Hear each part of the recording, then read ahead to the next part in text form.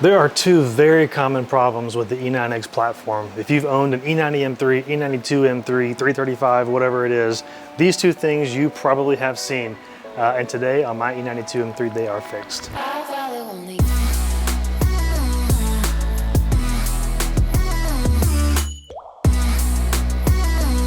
Okay, so if you followed this build for a little while, I've had this car about 2 or 3 months. We've done quite a bit to it. If you haven't seen the previous video on the initial long list of maintenance items that I got done to this car when I first bought it to get it up to just drivability, I'll post that video right here.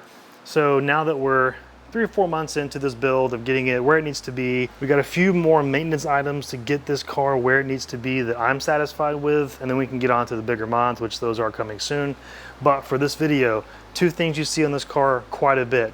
First thing is these window trim seals. So you got one on the rear, which covers the whole exterior glass, and then coming to the front, you have this front trim all the way to the top, over and then down, and there's actually another leading edge seal underneath here, which I'll be replacing next. But they crack, they dry rot, they fade, they just fall apart. And this one is brand new. I did this a couple days ago. This is the new one. The old one I already threw away, but you can see some B-roll right here. I'll overlay for you guys of just how bad of shape it was.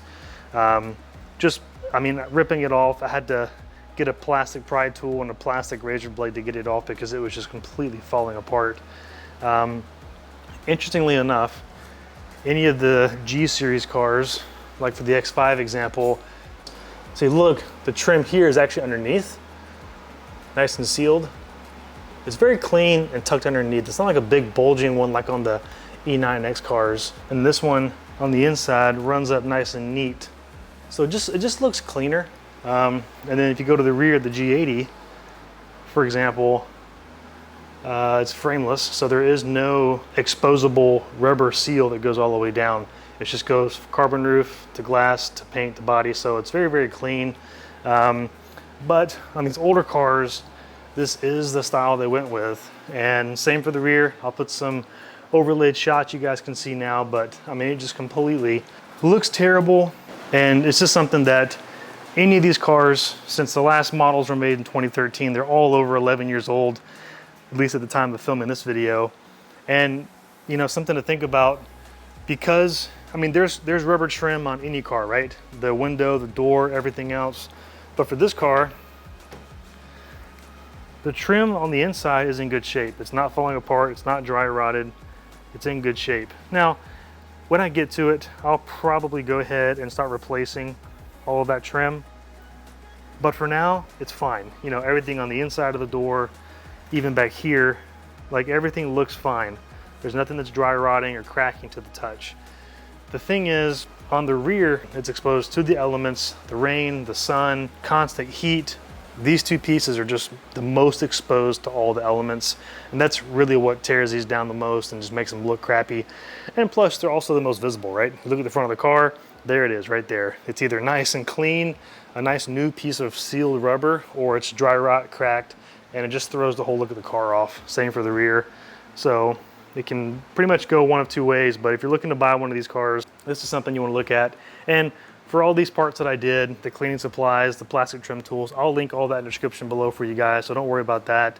Where I got these, how much they were. I think the fronts are, you know, $40, $50, and I think the rear pieces, 19 or 20, and the leading edge, I think is, the leading edge piece is about 20, the rear I think is about 25, so very minor. And to do these are very simple. I didn't do an install on this. If you guys want me to, I do have a spare. I'll be happy to do an install video for you guys, but there are several online that are really good.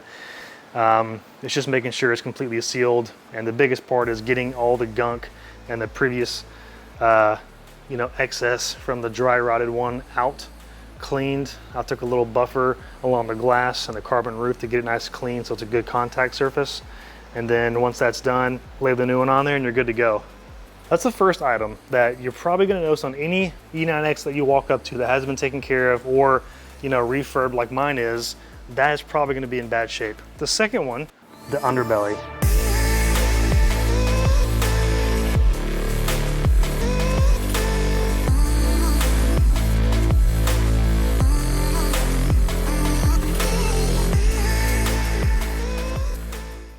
completely gets destroyed. So I've actually got the Turner Motorsport skid plate fully installed here. And this thing is absolutely stout. So you can see the old one, and if you look, you can see just how tattered, torn up, destroyed, just completely annihilated this thing was. Something else to note, when you look at the front, it sits very low, and this car is not lowered yet. We do have some, well, I won't give it away, but we do have some pretty sweet setups coming for suspension wise. But the point is, at stock height, it still sits low, and you can see the past, 2 or 3 owners that had this car just beat it all to hell. I mean, just hit everything they could, apparently. But it's very common on any car of this generation to have that. So now you can see the skid plate from Turner Motorsport. It's a 6061 aluminum. It's black wrinkle coated, so it's super, super solid, really good construction. It looks amazing. It's got 2 metal arms that actually bolt to the frame. So it is extremely rigid. It took a little bit, I'm always honest with you guys as best I can be with parts that I do. Not everything fits right, not everything is the best, but the Turner skid plate, fitment is a 9, maybe 9.5 out of 10 out of the box. When it's on, it's phenomenal, okay? To get it on, depending on the condition of your car, you may have to do a little bit of fab to get it done. And what I mean by that is the arms kind of touch the old cooler lines. You'll see when you get up under there. If you have any questions, feel free to hit me up in the comments.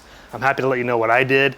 I was able to get it to fit, and there's no issues with the oil cooler lines, because down the road I will be doing a CSF kit or similar, upgrade the cooling on this car. But for the stock setup now, there's plenty of clearance and I'm good to go. But there was some work I had to do to get it done. So that's is what it is. You guys know a lot of aftermarket parts are going to have that. It just is what it is. But once it's on the car, this thing is bulletproof. I mean, I could hit a wall and this thing is probably going to be left standing. So super happy with it. And you guys can see the difference side by side of how this thing compared to the factory just plastic, like a felty velvet kind of a belly pan cover, which is odd.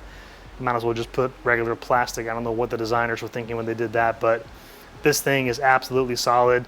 And again, I got this from Turner Motorsport. I'll put a link down for the exact one that I got so you guys can see that and grab one if you want, because if you have one of these cars, that is something you need to look at, especially if you're going to lower it. But they're all used. They don't make them anymore, so they're going to have miles on them. And the way this was designed, those front little belly pans just always hit the ground. They caught speed bumps and inclines on driveways and whatever was in front of them. They got pretty beat up. So, and mine was no different when I got it. So I'm about 4 months into this, and usually for a car like this, for me at least, 4 to 6 months, the first 4 to 6 months is just getting the car where I need it to be.